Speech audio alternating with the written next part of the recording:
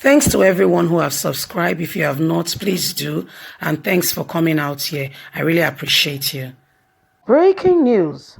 President Muhammadu Buhari, Special Advisor Miriam, counter-attack an attempt by Senate President and House Speaker to trash Vice President Yemi Osinbajo.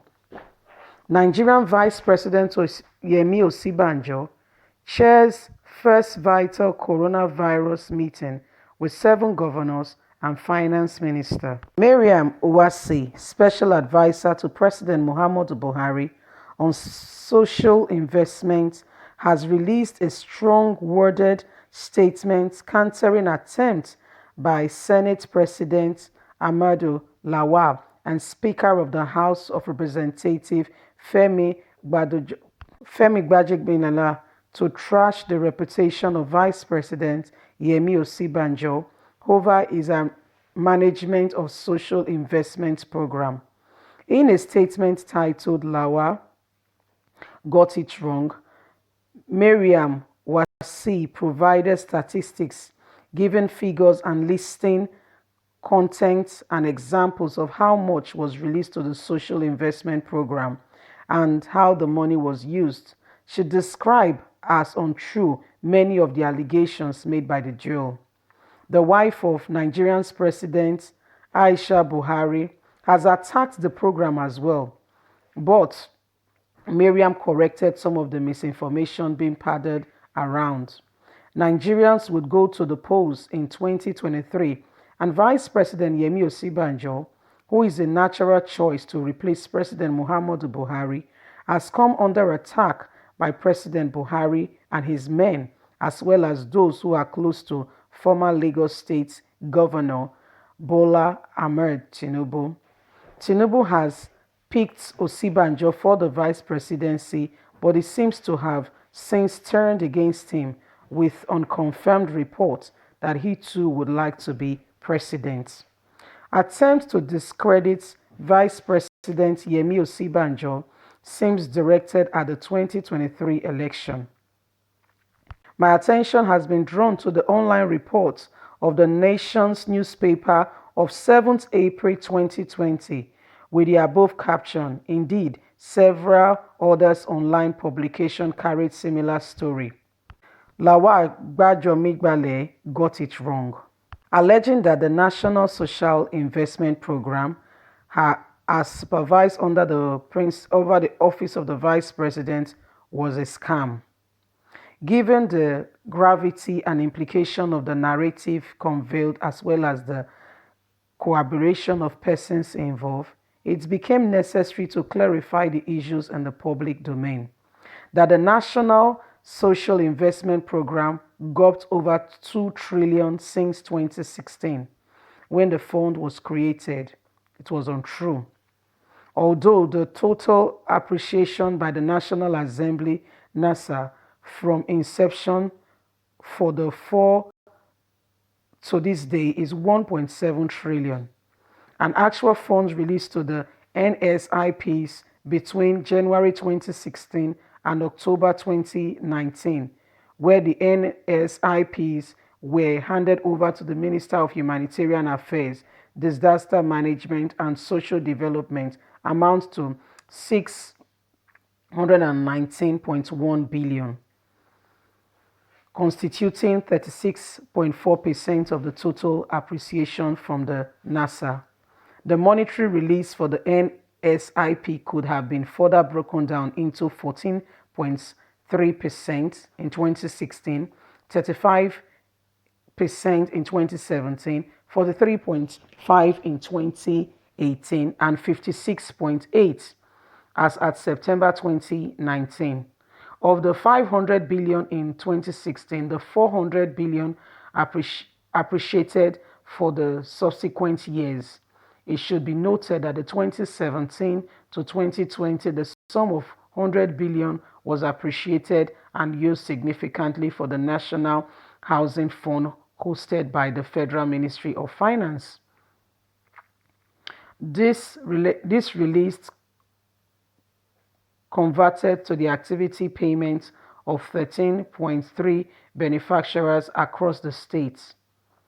As at September 2019, the fund has been expanded as follows on the Job Creation Program: 549.5 on N Power, graduate and non-graduate, and 7 technology hubs. National Homegrown School Feeding Program in 33 states, 9.9 billion students food was cooked for students in school. That is part of the condition for the poor and vulnerable benefits that we engaged in, and online and other programs that we engaged in. Well, we could hear that the what was the program that Buhari nominated Osinbajo to head has come under scrutiny, as many people from the presidency are saying that Osinbajo misappropriated the fund, including the wife of President Muhammadu Buhari, who actually kicked against Yemi Osinbajo being the one that Buhari appointed to chair that committee. The wife of the president, is seriously against the program and has been speaking against it, as well as the Senate president and the House of Representatives speaker. Osinbajo has come under serious scrutiny, but somebody has come to speak in his defense that this was the money, actual money spent. This is how things are. This is the actual realization of things as at today, and so on and so forth.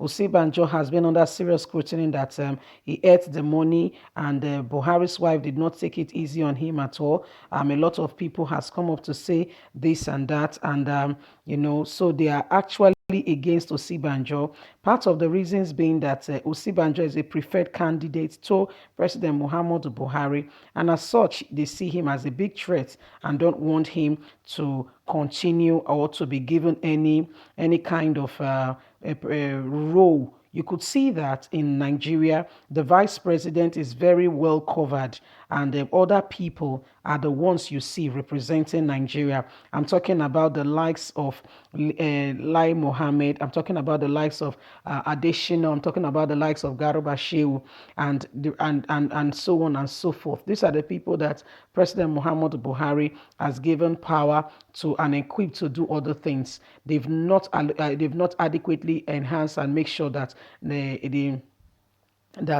vice president do his role and duty. You could see, for instance, that the vice president of the country is not a force to be reckoned with when Buhari is around.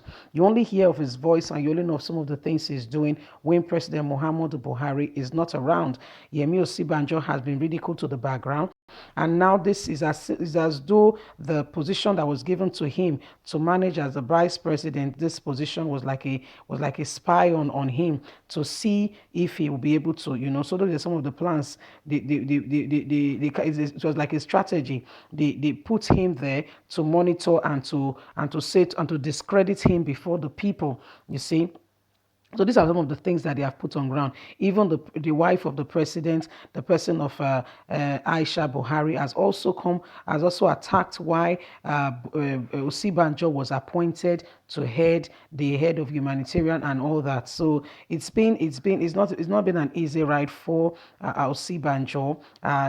He has come under a lot of scrutiny, and a lot is going on in the background. If you don't know, you will not really understand the Nigerian politics. We're talking about Abba Karim being even a more senior person when compared to the person of Osinbajo. You could see that Garuba Shehu, you could see how did this guy catch a coronavirus? Not be go meeting when he's not supposed to go. That was supposed to be the jurisdiction of the vice president of the country, representing where the president cannot go. And if the president cannot go, then they nominate somebody and they talk about it, then they send somebody. But apparently, it's a case of divide and rule, and Osinbajo has been ridiculed to the background. He only becomes active when Buhari is not in the country.